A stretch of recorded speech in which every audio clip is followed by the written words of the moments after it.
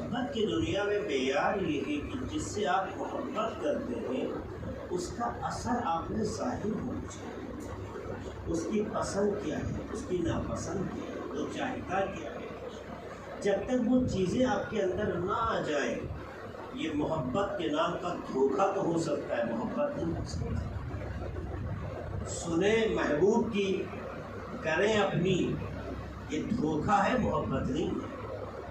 محبت کا مطلب یہ ہوتا ہے جس سے آپ محبت کر رہے ہیں اس کی پسند کیا ہے، وہ چاہتا کیا ہے، وہ کس چیز کو لائک کرتا ہے، کس سے ناراض ہوتا ہے، کس چیز پہ خوش ہوتا ہے. انسان کو دیکھیے محبت میں دیوانہ بن جاتا ہے.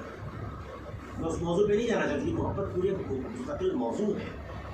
تو محبت اسے کہتے ہیں. مولا ہم آپ سے بہت محبت کرتے ہیں، مولا ہم آپ کو بہت چاہتے ہیں. اس سے مولا خوش نہیں ہوتے، مولا اس سے خوش نہیں ہوتے. اس سے ہم اپنے ذہن کو تسلی دیتے ہیں. اگر آپ چاہتے ہیں اور ہم چاہتے ہیں مولا کو، تو مولا کی پسند ہم میں ظاہر ہونی چاہیے. مولا کی پسند سے ہمیں ناپسند سے ہمیں دور رہنا چاہیے. مولا کس چیز کو لائک کرتے وہ ہماری زندگی سے دور نہیں ہونا چاہیے، لیکن کس چیز کو مولا لائک نہیں کرتے وہ ہماری زندگی میں نہیں آنا چاہیے. اگر ایسا ہے تو ہم محب ہیں. اس میں کوئی شک نہیں ہے کہ محبت کرنے والوں کے درجات بہت زیادہ ہیں. اس میں کوئی شک نہیں ہے کہ محبت کرنے والوں کو جنت بشارت میں دی گئی ہے. اس میں کوئی شک نہیں کہ محمد علی محمد سے محبت کرنے والا شہید مرتا ہے، محمد علی محمد سے محبت کرنے والا مغفور مرتا ہے، بخشا ہوا مرتا ہے. محبت اہل بیت میں مرنے والا تائب مرتا ہے. یہ ساری حدیثیں ہیں، کوئی شک نہیں حدیث کے اوپر. صرف بحث یہ ہے کہ محبت کی پریبھاشا کیا ہے. ہم محبت کی پریبھاشا یہ سمجھتے ہیں کہ بس یا علی کرتے رہیں، الفاظ اپنی زبان پہ جاری کرتے رہیں، نعرے بلند کرتے رہیں، اسے محبت کہتے ہیں. جی نہیں، اسے محبت نہیں کہتے ہیں. یہ تو کوئی بھی کر سکتا ہے. اصل محبت یہ ہے کہ جو آپ کا محبوب ہے اس کی پسند اور ناپسند آپ کی زندگی کا حصہ بن جائے. اور جب ایسے بن جائیں گے تو آپ کو کہنا نہیں پڑے گا. زمانہ خود کہے گا سلمان جا رہا ہے، موسیٰ جا رہا ہے، کبیر جا رہا ہے، عمار جا رہا ہے. ارے جس کی زندگی غلامان اہل بیت کا معیار بن جائے اسے محب کہتے ہیں. سلام پڑھتے محمد والے محمد پر.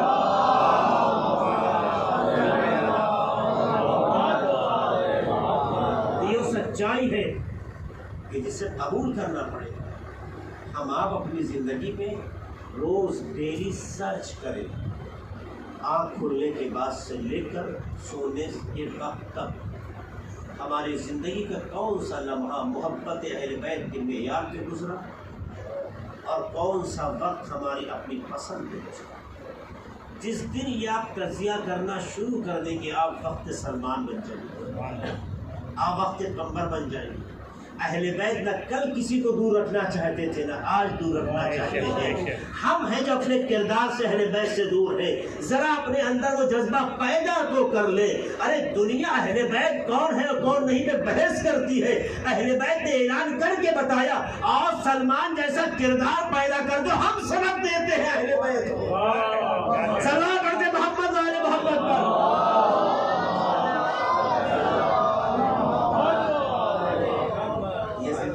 ہم سب کی بنتی ہے، ہر خاتون کی، ہر بیٹی کی، ہر بہن کی، ہر بیٹے بھائی اور بزرگ کی، سب کی ذمہ داری بنتی ہے.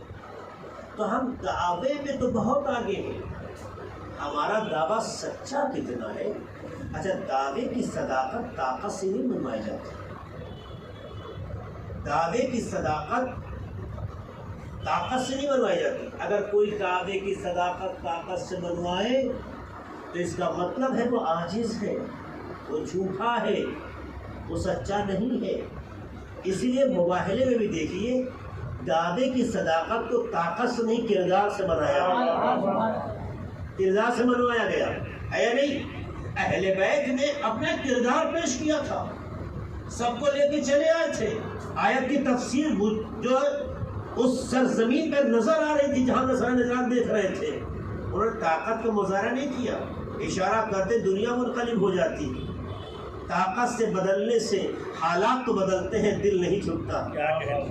اہل بیت دل کو جھکایا کرتے ہیں، اور جس بارگاہ میں دل جھک جائے وہاں سر ضرور جھکا کرتا ہے۔ اس لیے جب اللہ کی بارگاہ میں آپ کا دل جھکتا ہے تو سر جھکنے سے کوئی روک نہیں پاتا، اور اگر دل نہ جھکے تو سر جھکانے کی کوئی کوشش نہیں کر سکتا، اور اگر کوشش کرتا ہے سر کاٹ سکتا ہے مگر آپ کو جھکا نہیں سکتا۔ بس فرق دنیا میں اہل بیت میں یہی ہے، دنیا نے سر جھکانے کی کوشش کی، اہل بیت نے دل جھکانے کی کوشش کی۔ جب دل جھک جاتا ہے تو پھر کہنے کی ضرورت نہیں، سجدہ خود بخود وجود میں آ جاتا ہے۔ سلام علیہ محمد و آل محمد پر۔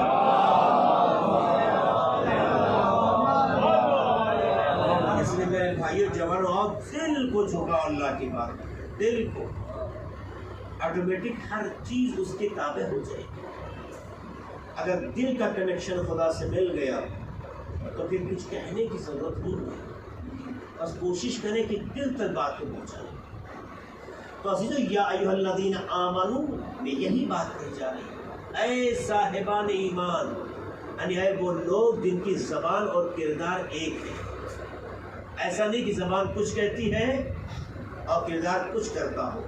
جہاں زبان کچھ کہے کردار کچھ کرے اسے منافقت کہتے ہیں، اسے منافق کہتے ہیں۔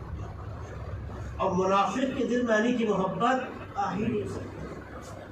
تو اس میں کوئی شک نہیں کہ جو محبت کرتا ہے اہل بیت سے، شہید بھی ہے، تائب بھی ہے، مغفور بھی ہے، بہشت بھی ہے، ملائکہ رحمت کا اس پر سلام بھی ہے، یہ ساری برکتیں ہیں۔ لیکن محبت کا معیار زبان سے نہیں، انسان کے عمل سے ظاہر ہونا چاہیے، اور جب تک ظاہر نہ ہو یہ جھوٹا دعوے دار ہے، حقیقی دعوے دار نہیں ہے۔ کیونکہ ہم نے کہا ہر دعوے کی ایک صداقت ہوتی ہے، صداقت زبان سے نہیں کردار سے پتہ چلتی ہے۔ اسی طرح سے ایمان کی منزل میں یہی وجہ ہے۔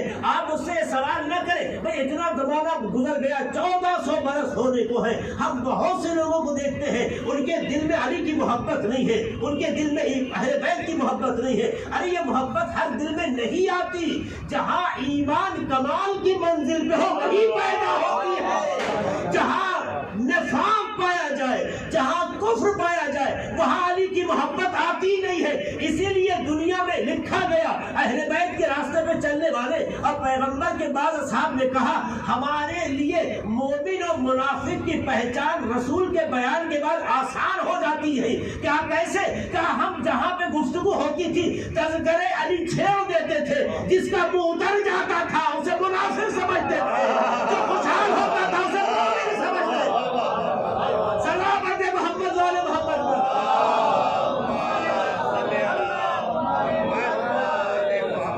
ساری چیزیں آپ کی سنی ہوئی ہے، تو آئیے اپنے اندر وہ معیار پیدا کریں۔ جب انسان مومن ہو جاتا ہے تب توقع ہوتی ہے کہ اب اپنے درجے کو، اپنے کلاس کو آگے بڑھائیں۔ کہ دنیا میں ہمیشہ کلاس کے بعد کلاس کی گنجائش ہے، ایسا نہیں ہے۔ یہ جو ایک سلیبس بنایا جاتا ہے تاکہ تعلیم کا ایک نظام قائم کیا جا سکے، نظام بغیر کنٹرول کیے ہوئے نہیں قائم ہو سکتا۔ اس لیے علم کا ایک دائرہ ہے۔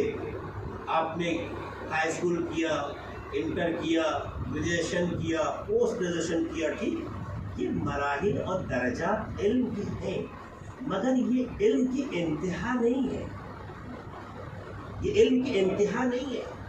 ہمارے بچے، ہمارے جوان جو کتابیں پڑھتے ہیں کورس کی، یہی فقط علم نہیں ہے۔ یہ تو آپ کے آسانی سے آپ کو کورس سے مانوس کیا جاتا ہے، آپ کو اصول اور ضابطے قانون سمجھا دیے جاتے ہیں، لیکن اس سبجیکٹ میں ہزاروں کتابیں ہیں۔ اور ہے سکیری ہر کتاب کو سلیبس کا حصہ نہیں بنایا جا سکتا۔ ہاں آپ اپنے میں کمال پیدا کرنا چاہتے ہیں، جائیے اسی سبجیکٹ سے ریلیٹڈ دوسری کتابیں پڑھیے، پابندی ہے۔ اگر آپ پڑھتے ہیں تو آپ کی معلومات میں اضافہ ہی تو ہوگا۔ یا اگر کوئی ماسٹر کی ڈگری لے لے تو کیا اس کے بعد علم نہیں ہے؟ اس کا مطلب یہ ہوتا ہے کہ ہر کمال کے بعد بھی کمال کا مرحلہ باقی ہے، ہر ترقی کے بعد بھی ترقی کے راستے موجود ہیں۔ اس لیے کہ ترقی کی انتہا کا نام خدا ہے، کمال کی انتہا کا نام خدا ہے، یعنی جہاں کمال جا کے ٹھہر جائے وہاں سے پروردگار کے قدرت کے کمال کا مظاہرہ ہو جاتا ہے۔ تو کمال کی انتہا وہاں ہے، ترقی کی انتہا وہاں ہے. تو آپ جتنا بلند ہونا چاہیں، جس کے پاس کمال کی انتہا ہے وہ راستے روکتا نہیں ہے. آپ بڑھتے چلے جاؤ، آپ آگے چلے جاؤ. اسی لیے بحث ایمان پہ آپ کی ختم نہیں ہوتی ہے. کہا اگر تم مسلمان سے مومن بنے تو رکو نہیں، آگے بڑھو.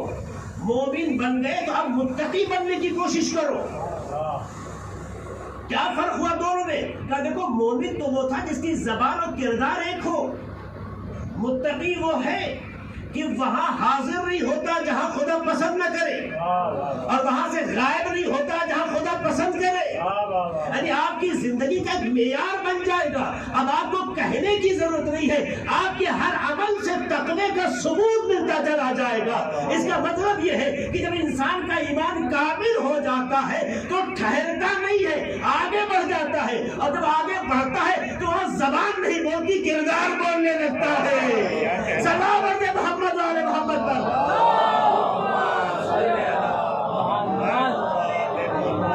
لیکن وہاں تک پہنچنے کے بعد بھی انسان کے مس گائیڈ ہونے کا خطرہ باقی ہے.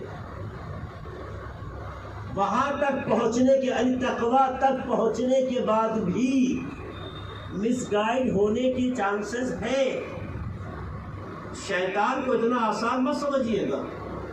ایک گلی و کوچے بازار والوں کی تلاش میں نہیں آتا، اسی کی تلاش میں آتا ہے کہ جو خدا کی تلاش میں نکلا ہے. اسی کی تلاش میں آتا ہے جو اہل بیت کی تلاش میں نکلا ہے. وہ ان کی تلاش کرتا ہے کہ جو معیاری ہوتے ہیں. غیر معیاری کو تو آپ بھی اہمیت دیتے، شیطان بھی نہیں دیتا ہے. شیطان انہی کو اہمیت دیتا ہے جو معیاری ہوتے ہیں. آپ قرآن کی آیت دیکھ لیجئے، احادیث دیکھ لیجئے. میں جو باتیں کہہ رہا ہوں اس کے پیچھے قرآن و حدیث ہے. تو شیطان بھی معیاری لوگوں کو تلاش کرتا ہے. لہٰذا جو لوگ اپنے کو سمجھتے ہیں کہ خدا اور اہل بیت سے قریب ہیں، ہر لمحے محتاط رہے. کب وہ کیا کھیل جائے پتہ ہی نہیں چلتا. اسی لیے پروردگار عالم نے بھی جب ایمان سے انسان کو دعوت تقویٰ دیا اور متقی کی منزل تک پہنچایا، کہا ٹھہرو، تمہیں تمہارے حال میں ہم اکیلا چھوڑیں گے نہیں. جب تم نے اپنے وجود کو معیاری بنا لیا ہے تو ہم تمہیں ایک ایسا راستہ بھی دیتے ہیں، ایک ایسا نسخہ دیتے ہیں. جب اس سے وابستہ ہو جاؤ گے ایمان بھی محفوظ رہ جائے گا، تقویٰ بھی محفوظ رہ جائے گا. اس وابستگی کا نام کیا ہے؟ کہ وَكُونُوا مَعَ الصَّادِقِينَ. تم ایسی ہستیوں سے وابستہ رہو جو صادقین ہے، کیونکہ صادقین وہ ہے جن سے وابستہ ہونے کے بعد ایمان بھی محفوظ رہ جائے، تقویٰ بھی کمال میں رہے گا. تو جب صادقین سے وابستہ کر دیا گیا تو صادقین کے ساتھ وابستہ ہونے کا مطلب کیا ہے؟ صادقین کے ساتھ ہونے کا مطلب کیا ہے؟ دیکھیے دنیا میں ہونے کا تصور بھی کئی طرح سے قابل تصور ہے.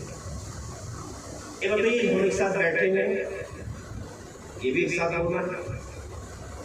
کلاس میٹ ہے، یہ بھی ایک ساتھ ہونا ہے.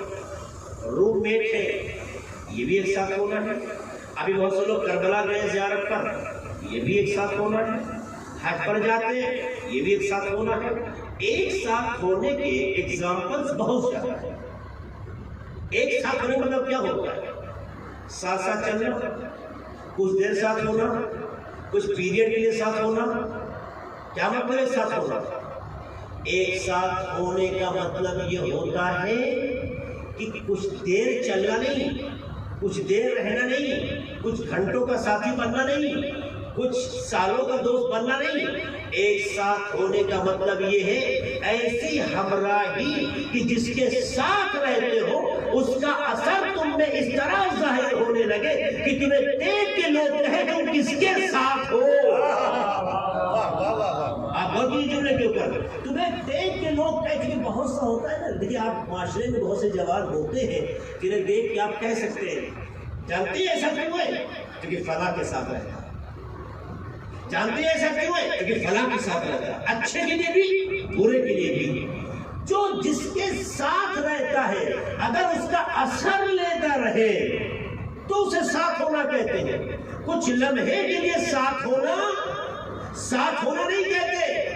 ورنہ جناب عزیر کے ساتھ گدھا بھی تھا مگر اسے ساتھ ہونا نہیں رسول کے ساتھ بھی بہت سے لوگ تھے مگر میں ساتھ ہونا نہیں کہا گیا، چونکہ ساتھ اٹھنا بیٹھنا ساتھ ہو جاتا تو بہت سے لوگ رسول کے ساتھ محشور ہوتے، لیکن ساتھ ہونے کا مطلب ساتھ اٹھنا بیٹھنا نہیں ہے، جس کے ساتھ اٹھے بیٹھے اس کے اثر قبول کرنا ہے، اس طرح سے کہ اگر وہ اصل حقیقت کو دور کر دیا جائے تو تمہارے کردار کو دیکھ کے کہا جائے کس کے ساتھ ہی ہو۔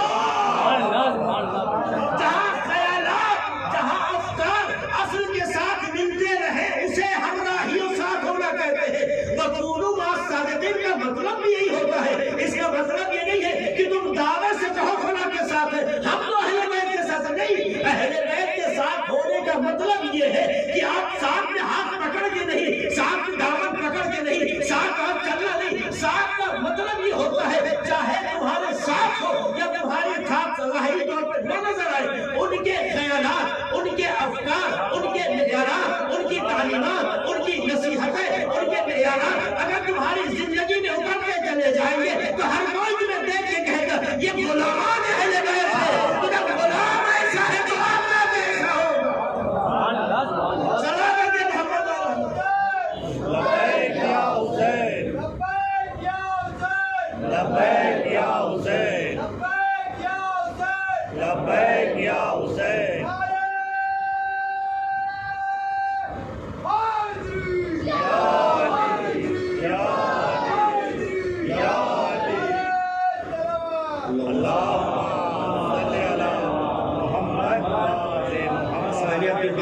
مکمل تو ساتھ ہونا ہے اس لیے ساتھ ہونا ہے تاکہ آپ کا ایمان بھی محفوظ رہے، آپ کا تقویٰ بھی اپنے کمال پر باقی رہ جائے۔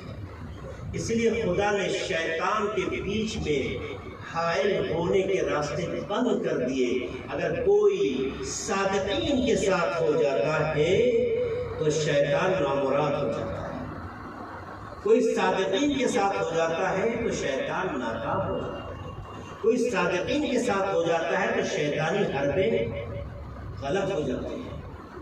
اللہ نے ایک نسخہ دیا اور نہیں کہا ایک صادقین بہووچن جمع کا صیغہ ہے، اس کا مطلب یہ ہے کہ کم سے کم اس کی عدد 3 ہے، زیادہ کی حد نہیں ہے۔ صادقین سچوں کے ساتھ ہو جاتا تو ہم کسے سچا مانے؟ کوئی بھی ہو سکتا ہے، لیکن یاد رکھیے گا صادقین کے ساتھ کیوں ہونا ہے؟ بولیے، بس بات ختم کر رہا ہوں۔ صادقین کے ساتھ کیوں ہونا ہے؟ تاکہ ایمان بھی محفوظ رہے اور تقویٰ کمال پر باقی رہ سکے، جنہیں بھولیے گا نہیں، ایمان بھی محفوظ رہے، تقویٰ بھی کمال کی منزل پہ رہ جائے۔ اگر یہ دو معیار ہے تو صادقین کے ساتھ، دو معیار کیوں رہے گا؟ صادقین کے ساتھ ہونے کی بنیاد پر، تو جس کے ساتھ ہونے کے نتیجے میں ایمان بھی باقی رہے اور تقویٰ کمال پہ رہ جائے، یہ اس بات کی علامت ہے کہ صادق عام انسان نہیں ہو سکتا ہے، یہ وہ انسان ہوگا کہ ایمان کی منزل پہ دیکھو تو امیر المومنین ہو، تقویٰ کی منزل پہ دیکھو تو امام المتقین ہو۔ بھئی اگر ایسا نہیں ہوگا، عام ہی انسان جیسا ہو جائے تو پھر کوئی فرق نہیں پڑتا ہے، کوئی ضمانت تو ہمارے پاس نہیں رہتی ہے، کیونکہ صادقین اس کا مطلب ہے صادقین جو بھی ہیں ان کا معیار ایمان سے بلند ہے، صادقین جو بھی ہیں ان کا معیار تقویٰ سے بولیے بلند ہے۔ اگر بلند نہ ہو تو ان کے ساتھ ہونے کا کوئی مطلب بھی دیکھیے آیت کی نزاکت کو آپ دیکھیں کتنے حسن کے ساتھ جو ہے، کتنے بہترین سلیقے سے آپ کو نسخہ زندگی دے رہا ہے، یعنی آج یہ نسخہ زندگی دے رہی ہے، بتا رہی کہ دیکھو صادقین کے ساتھ ہونا ہے، سچوں کے ساتھ ہونا ہے۔ یہ سچے کون ہیں؟ ہر کوئی کہے گا پیغمبر نے ہم کو صدیق کہا، ہر کوئی کہے گا پیغمبر کو صدیقہ کہا۔ تاریخ میں روایتوں میں بہت سے ایسے چہرے ڈال دیے جائیں گے جو اپنے منہ میں مٹھو بن کے اپنے کو صدیق بھی کہہ دیں گے، اپنے کو صدیقہ بھی کہہ دیں گے، اور ان کے کہنے سے کافی نہیں ہے، دیکھنا ہوگا ایمان کی منزل میں ایمان میں کتنا بلند ہے، ایمان کی منزل میں کتنا باکمال ہے۔ جس کا ایمان ہی مشکوک ہو وہ صادق ہو ہی نہیں سکتا۔ صلی اللہ علیہ محمد والے محمد پر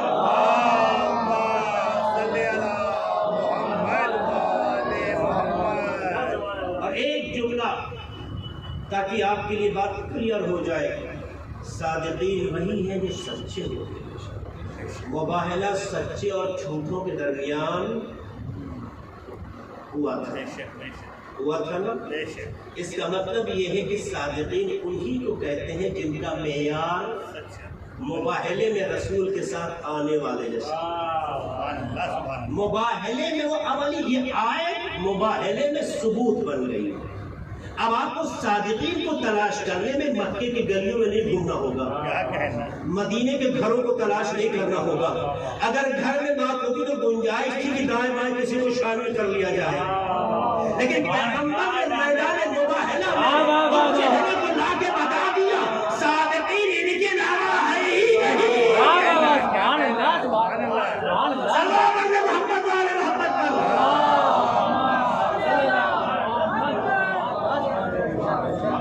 اس کا مطلب لبیک یا حسین، لبیک یا حسین، یا علی. صلی محمد. میرے جوانوں، میرے عزیزوں، میرے اس زندگی میں کچھ نہیں. یہ زندگی ایک مقدمہ ہے، ایک رول پلے کر رہی ہے.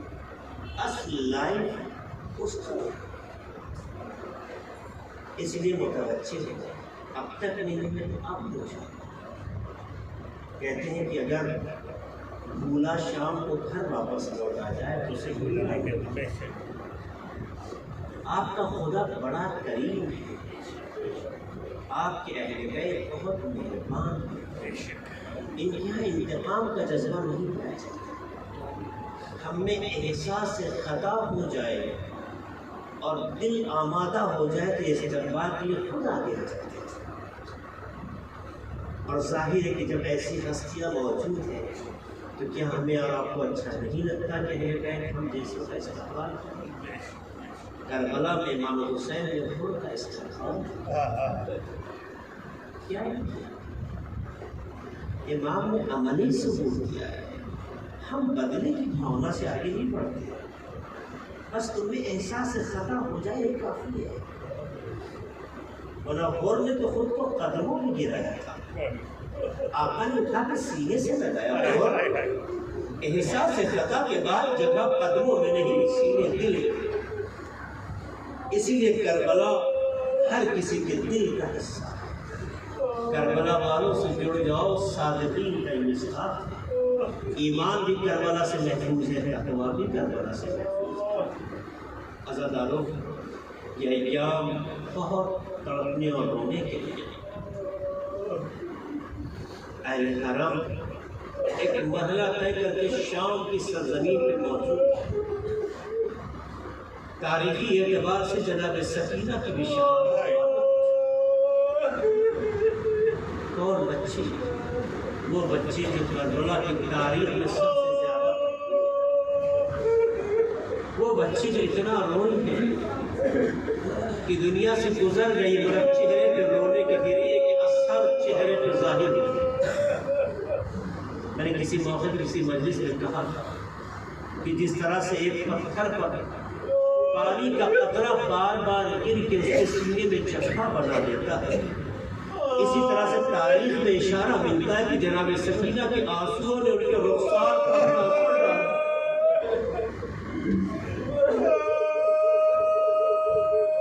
بہت روئی ہے جناب سکینہ، بہت روئی.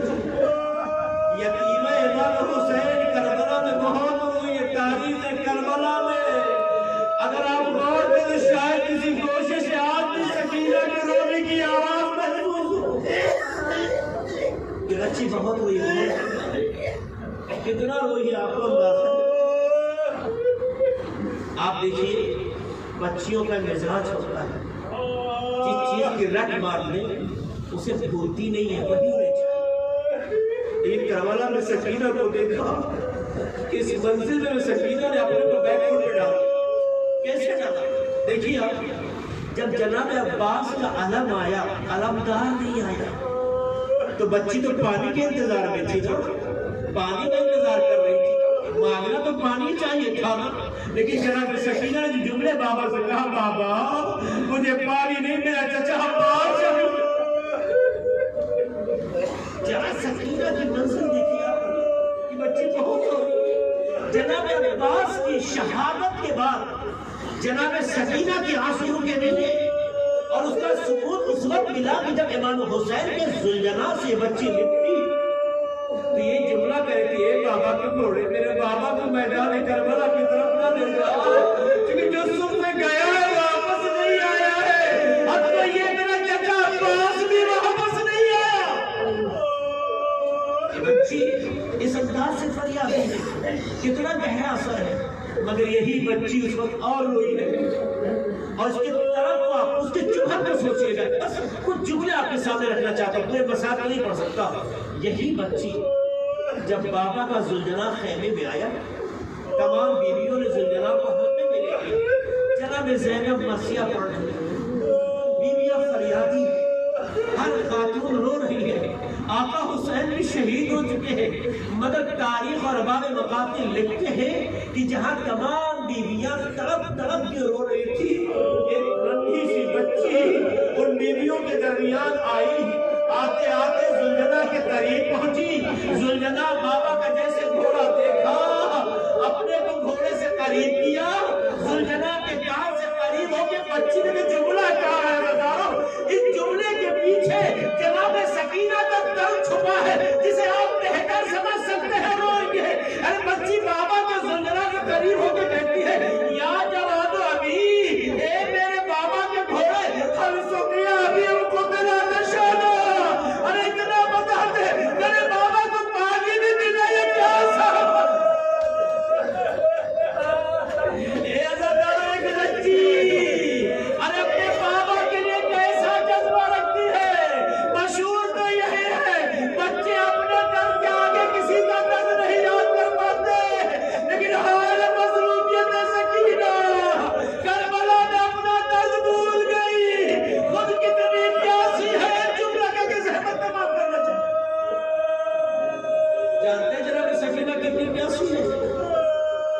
بعض محققین نے اس جملے کو لکھا، بعض اسکالرز نے بات لکھی کہ ایک دن زندان شام میں، بس آخر جملہ زینب تمام کرتا، ایک دن زندان شام میں جناب امام زین العابدین آئے جناب سکینہ، ظاہر آپ جانتے ہیں لوگوں کو الگ الگ جگہوں پر رکھا گیا، جب آتے ہیں تو جناب سکینہ کے بارے میں ملتا ہے، جناب سکینہ کہتی ہیں بھیا ایک سوال ہے بھیا میں آپ سے پوچھ سکتی ہوں، لیکن بچی کا انداز گفتگو بہت روئیں گے جملے کو سن، بھیا میں پوچھ سکتی ہوں؟ کہا میری بہن پوچھو۔ کہا بھیا اگر کسی پر پیاس کا غلبہ زیادہ ہو تو کیسے محسوس ہوتا ہے کہ غلبہ ہے، اثرات کیا ہے، اس کا اثر کیا ہے؟ کہتے بہن جب پیاس کا غلبہ ہوتا ہے تو انسان کے ہونٹ خشک ہو جاتے ہیں، ہونٹوں پہ پپڑیاں پڑ جاتی ہیں، کبھی اگر اور پیاس زیادہ ہو جائے تو اس کا اثر کیا ہے؟ امام فرماتے ہیں کہ زبان خشک ہو جاتی ہے، کبھی اور اگر پیاس زیادہ بڑھ جائے تو کیا ہوتا ہے؟ کیا اثر ہوتا ہے؟ کہا بہن حلق میں کانٹے پڑ جاتے ہیں، سنیے میں بتا رہا ہوں، کہا بھیا پیاس اور بڑھ جائے تو کیا ہوتا ہے؟ یہ بچی کتنی پیاسی ہے، اس کا مستر کو سمجھیے گا بھیا، اور اثر کیا ہوتا ہے؟ کہا بہن انسان کی کھال اس کے بدن میں چھوڑنے لگتی ہے، کہا بھیا اگر پیاس اور بڑھ جائے تو کہا گوشت ہڈیوں کو چھوڑنے لگتا ہے، کہا بھیا اگر اس کے آگے بھی پیاس کا شدت ہو تو کیا